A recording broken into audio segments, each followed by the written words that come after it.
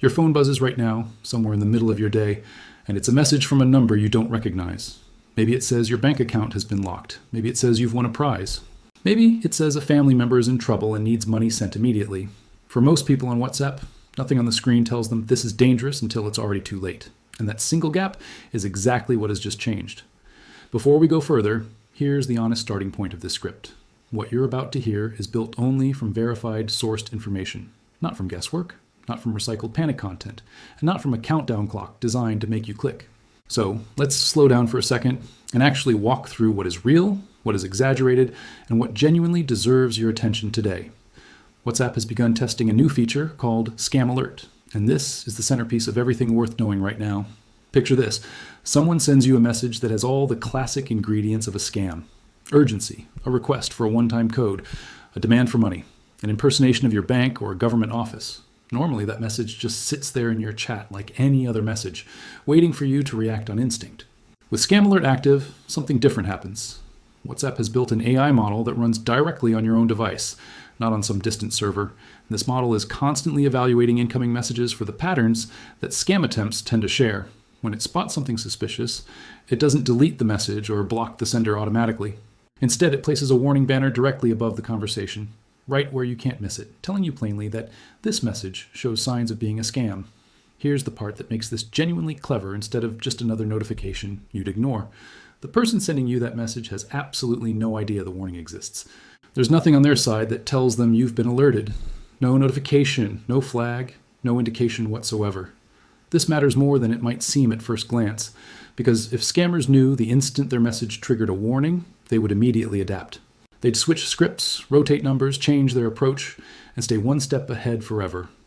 By keeping the entire warning invisible to the sender, WhatsApp keeps this protection quietly effective instead of turning it into an arms race where the scammer always wins by adjusting first.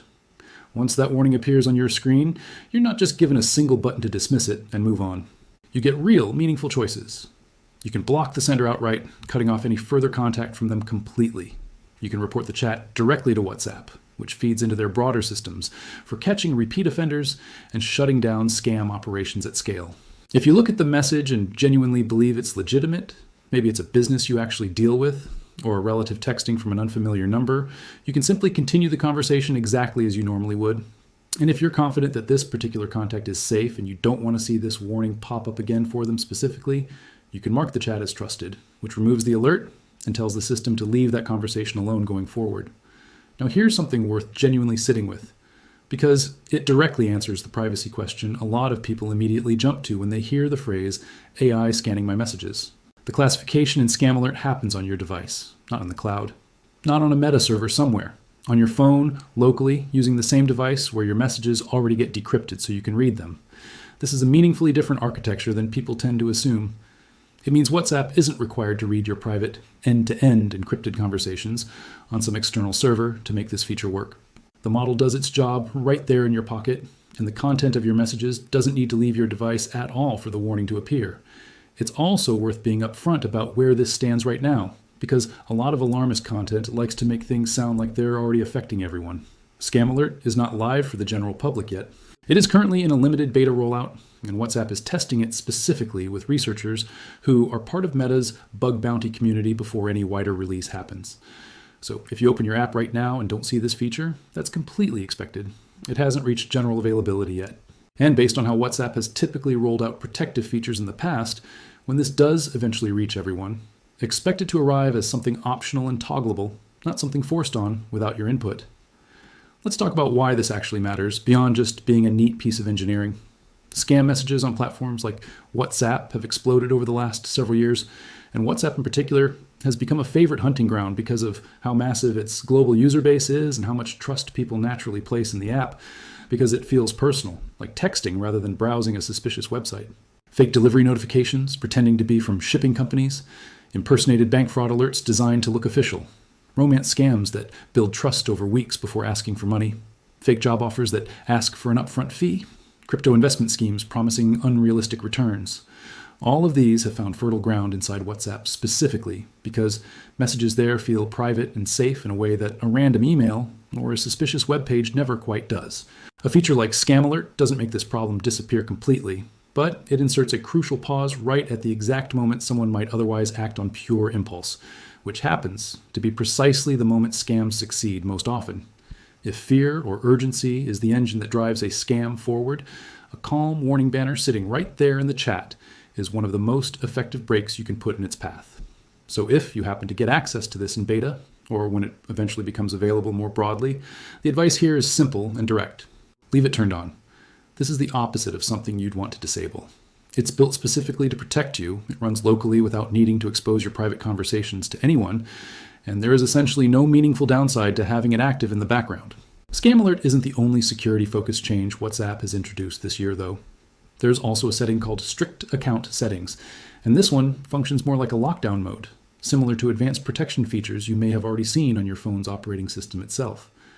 This setting exists for a specific category of user, not the average person chatting with friends and family day to day, but people who are more likely to be deliberately targeted by sophisticated, coordinated attacks rather than opportunistic random scams. Think journalists working on sensitive investigations, government officials handling classified or politically sensitive information, executives dealing with confidential business matters, activists whose work puts them at odds with powerful interests. Anyone, really, who has a legitimate reason to believe they could become the target of surveillance or a deliberate, planned attack rather than just another random scam attempt hitting a broad list of numbers. When you turn on a lockdown-style mode like this, the general principle behind it is shrinking your overall attack surface. That usually means restricting who is even able to message you in the first place, limiting automatic media downloads that could otherwise be exploited to deliver something malicious onto your device, disabling certain link previews that could otherwise leak information or trigger unwanted behavior, and generally tightening permissions around things like being added to unfamiliar groups without your consent.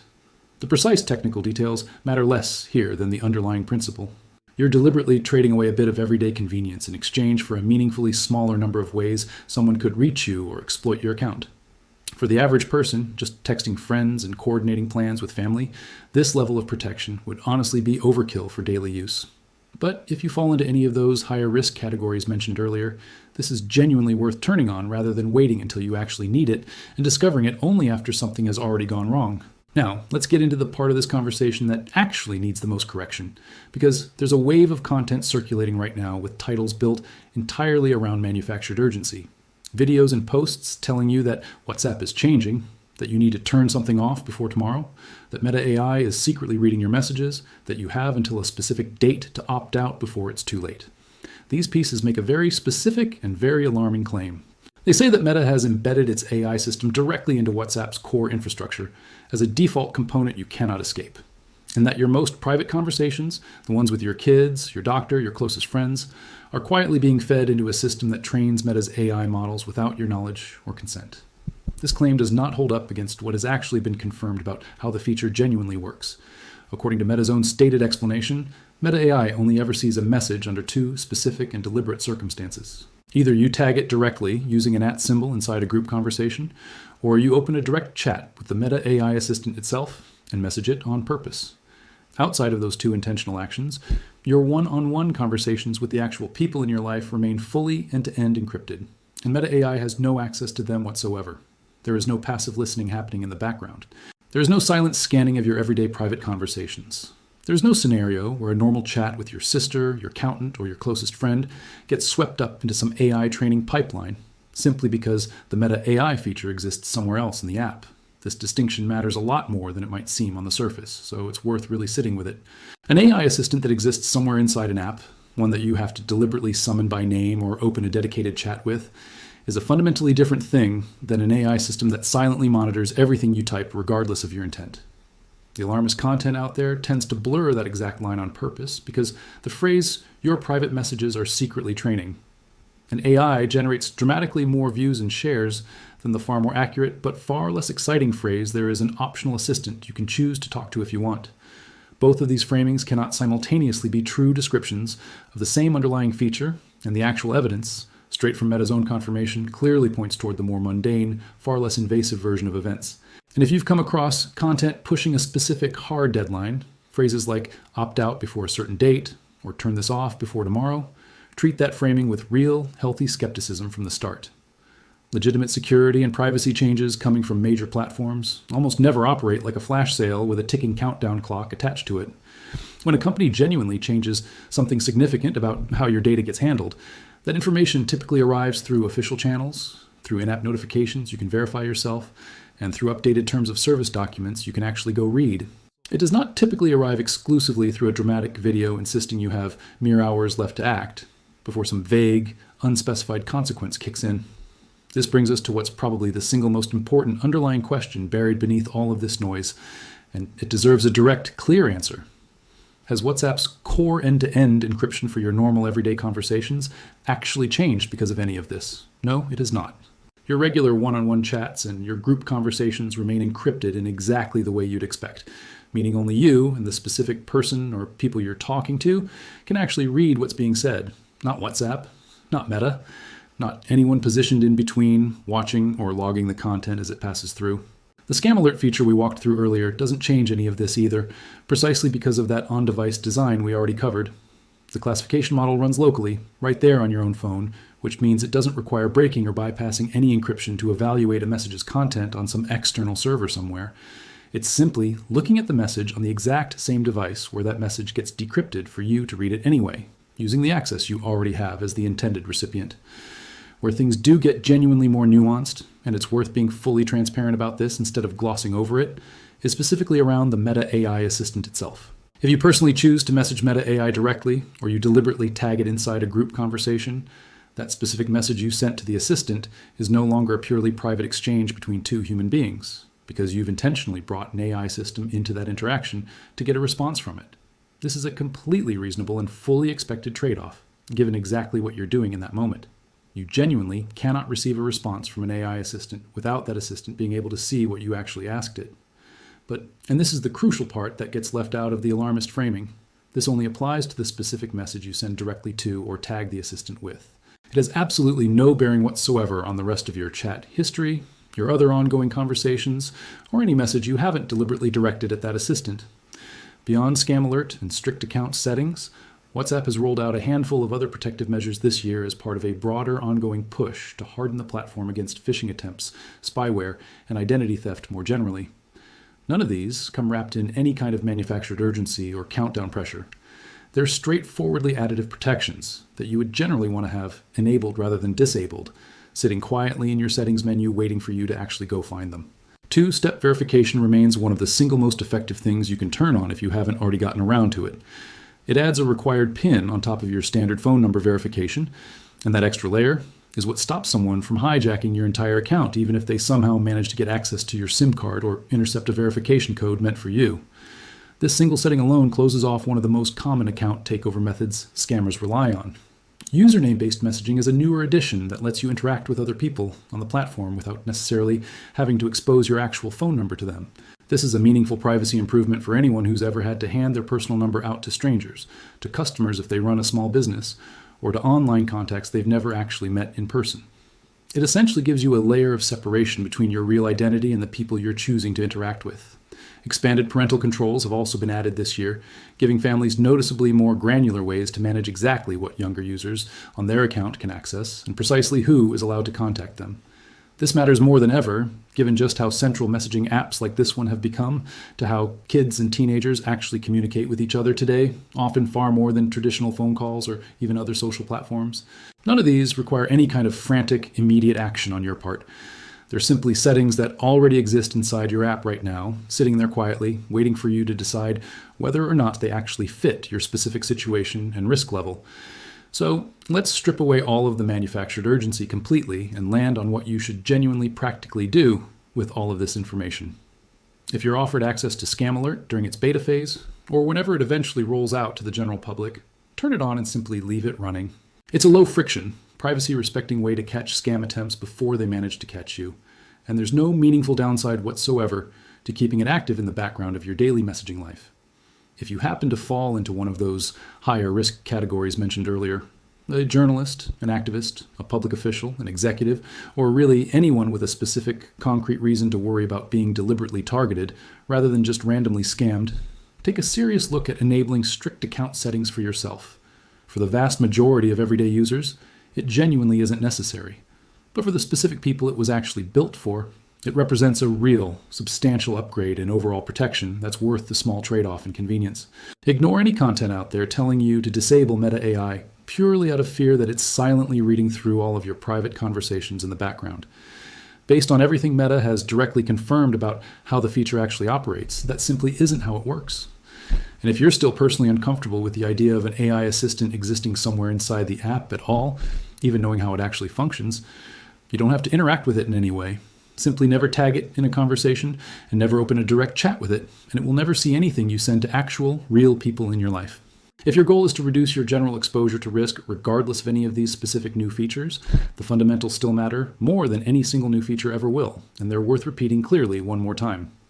Enable two-step verification if you haven't already done so. Keep your app updated to the latest available version at all times. Never share a one-time passcode with anyone, regardless of who they claim to be or how urgent they make it sound. Take a moment to verify unfamiliar contacts before engaging with any sensitive requests they send your way. And report suspicious accounts the moment you spot them rather than waiting around to see what happens next, because every report genuinely helps the broader system catch repeat offenders faster. There's a reason content built around phrases like "turn this off before tomorrow" spreads as effectively and as widely as it does, and it's worth naming this pattern plainly and clearly before we wrap up. Manufactured urgency simply works as a psychological tactic. A vague, looming deadline paired with a scary, dramatic claim about your most private conversations triggers exactly the kind of fast, instinctive reaction that completely bypasses the slower, more skeptical part of your brain that would otherwise stop and ask whether any of this is actually true. And here's the genuinely ironic part worth sitting with for a moment. That's the exact same psychological mechanism that scam messages themselves are specifically built to exploit in the first place. Urgency, fear, and a ticking clock designed to make you act before you think. The genuinely useful move, every single time you come across a headline built this way, is the same principle that WhatsApp's own new Scam Alert feature is trying to build directly into the app itself. Pause for a moment. Verify the claim against a real, credible source. Then, and only then, decide what to actually do about it.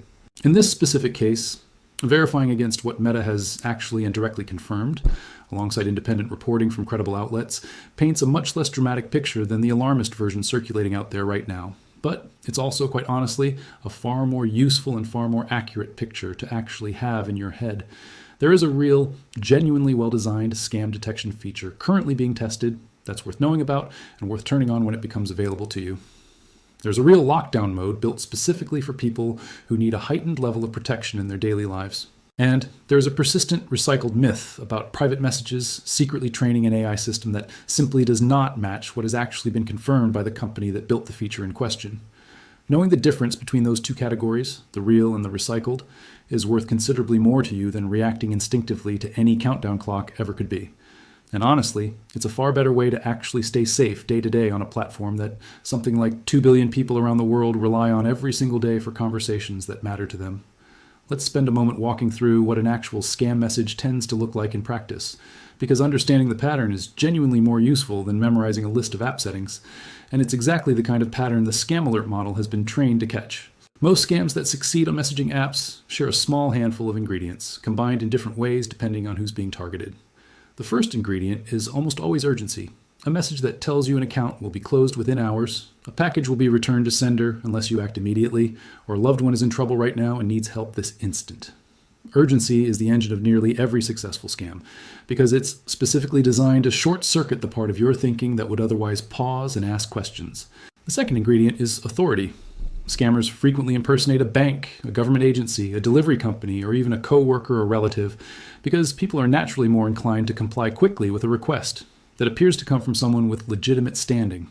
The third ingredient is a request for something irreversible: a one-time code, a wire transfer, a gift card number, a cryptocurrency payment. These requests share a common trait, which is that once you comply, there's often no way to undo it. Legitimate institutions rarely, if ever, ask for these things over a chat app, and that mismatch alone is usually the biggest tell available if you know to look for it. The fourth ingredient, one that's easy to miss, is a slightly unfamiliar tone or phrasing, even when the rest of the message looks convincing.